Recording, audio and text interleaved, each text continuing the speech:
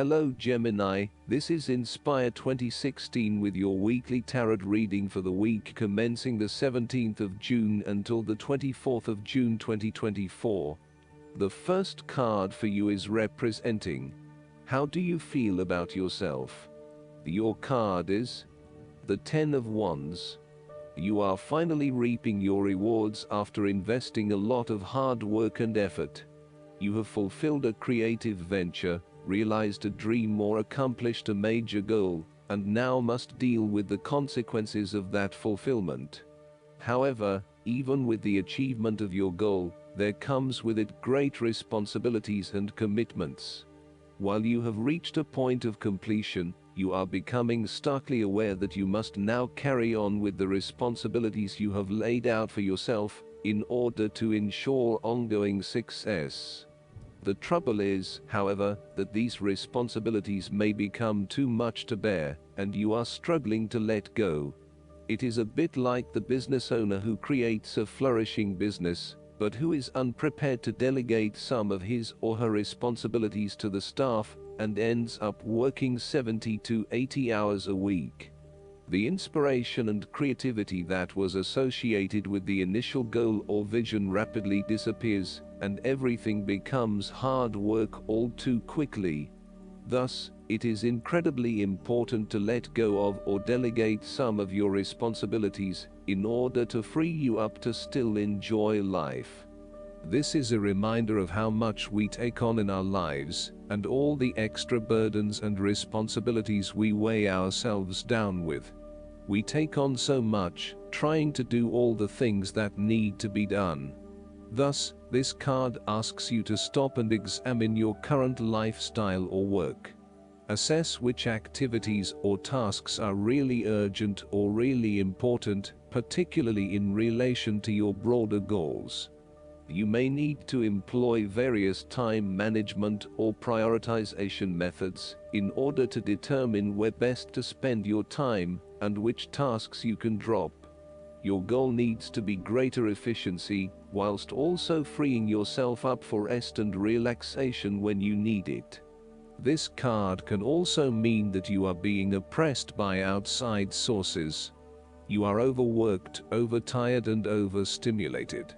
You have more on your plate than you can possibly handle, and you have taken on too much at this point in time. In an effort to get to the finish line, you have found yourself overwhelmed with the extra responsibility and activity. You need to stop working so hard. If you cannot stop, then conserve your energy and pace yourself. When you are overcommitted, everything becomes a strain.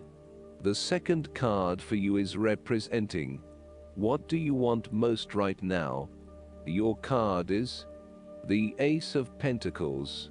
What do you want most right now is the beginning of new investments or the willingness to undertake a new business venture, fresh energy and inspiration.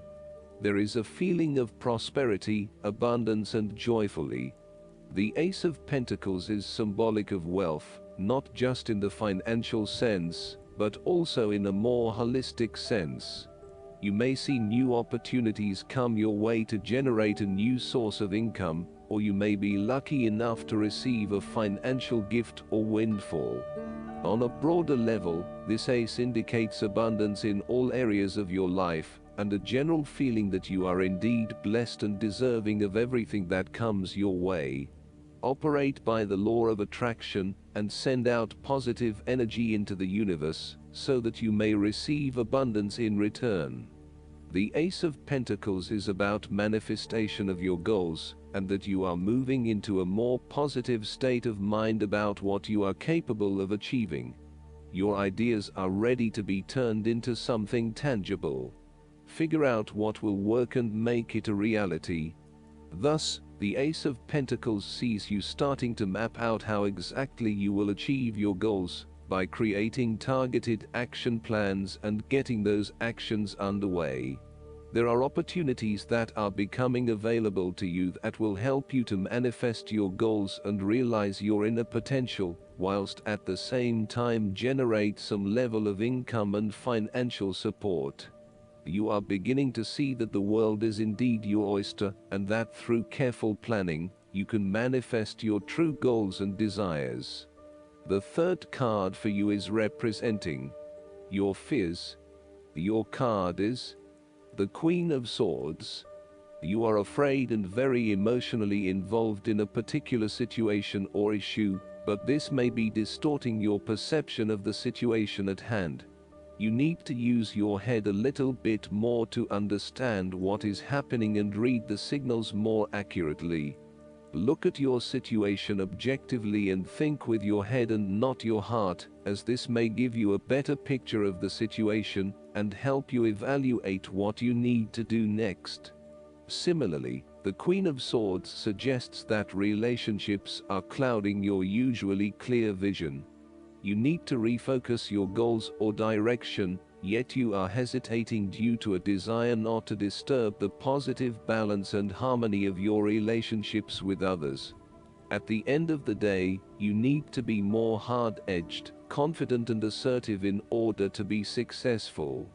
Clear sight and analysis, objective weighing of options and ideas for the future, and even carefully considering but not necessarily choosing the alternatives are essential right now.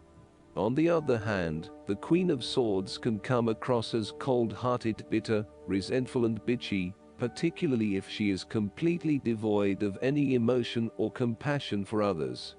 In her quest to get to the bottom of an issue, she puts a lot of other people offside and loses her support base. She isolates herself from others and is seen as narrow-minded, intolerant, and mean. The fourth card for you is representing what is going for you. Your card is the Ten of Swords. You may feel powerless as something comes to a crashing and suddenly ended, and you feel as if you are being attacked or backstabbed by someone else. You may even use this challenging time to portray yourself as a martyr, to show that you have put your interests last, but have suffered as a result. The Ten of Swords also indicates a difficult experience of endings, loss, pain or release.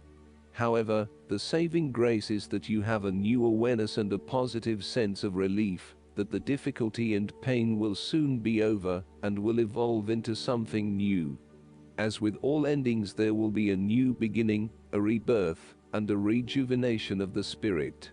So, while this card may seem negative at first glance, it is a card of hope and an indication that your troubles will not be permanent. Furthermore, this is the final moment, and no more pain will come to you from that source. It is darkest before the dawn, and as gloomy as it looks, the sun will rise again. It can only get better from here. The Ten of Swords is about letting go and accepting your current circumstances. You no longer resist change but allow it to happen, even if it causes some initial pain and hurt to you. You accept that there must be change in order to facilitate renewal, and you allow it to occur rather than fighting it. After a painful situation, it is a signal to pick yourself up off the ground, and to reflect upon what happened to you and why, and what you can learn from the experience. The Ten of Swords is a sign that the pain and hurt you have endured has not gone without purpose. The positive power within you can be used to learn from your pain and draw wisdom from defeat. The fifth card for you is representing what is going against you. Your card is the Four of Pentacles. You are afraid of losing money. You are haunted by a fear of poverty that compels you to be materialistic. You are extremely defensive and self-protective materially and emotionally, fearful of opening up and trusting other people. You are very reluctant to spend money, and you are keeping a very tight rein on your cash. On the flip side, you may be spending too much money and need to get a better hold of your financial resources. You have spent your time recently focused on career building and material acquisitions, rather than your relationships. This approach to life has been quite successful financially, but is very limiting when it comes to connecting authentically with others. You have created a prison for your time and your energy by building up this solid wall of work and financial responsibilities, and will need to release and escape from this to some extent if you want to focus on more personal issues. The important thing to realize is that success in your career is beneficial, but only to a point. You may need to examine your life and determine what you can give up, particularly in terms of effort and time put towards work and other similar activities, so that you can have more energy available for developing personal relationships. The Four of Pentacles asks you to loosen your hold on your need for security and stability, and step outside your comfort zone. While it will feel a bit shaky at the start, this is an important step in your personal development. The last card for you is representing the likely outcome that you may have. Your card is the Eight of Cups. It is time to ask yourself what you can do to bring a deeper satisfaction and joy to your life, beyond the obvious pursuit of material satisfaction and/or physical enjoyment. You are seeking deeper meaning to life and focusing in on your personal truth. You want to escape from the rat race and pursue deeper, more spiritual goals at this time. You are willing to let go of your material possessions in favor of something more meaningful. Thus, the Eight of Cups is often reflective of the start of a journey of discovery, particularly on a spiritual level. You are disappointed enough to walk away from everything you have built up so far. It could indicate a disappointment in love or dissatisfaction with material success. It could also indicate that you have overextended yourself to the point of emotional exhaustion. Even though you have already come so far, you feel that you can no longer go on, and your only choice is to walk away from the situation. You feel disappointed with yourself, but you know that this is the right thing to do before you completely burn out. You may also be feeling that you are giving too much and not getting nearly enough in exchange. Last but not least, the guidance card for you is the Hobbies. How are you spending your free time, dear one? When you're going through life changes, hobbies can provide a stress outlet and meaningful foundation. Your card is guiding you to invest in these pursuits as a way to relax, learn, and enjoy yourself. You love to stay busy, and these interests bring fun into your hectic life. Hobbies can be productive, as many people turn them into careers. So, imagine that you have unlimited time, energy, and money available for a hobby. What's the first one that comes to mind? That's your inner truth, and there's always a way to make it work on any budget and schedule.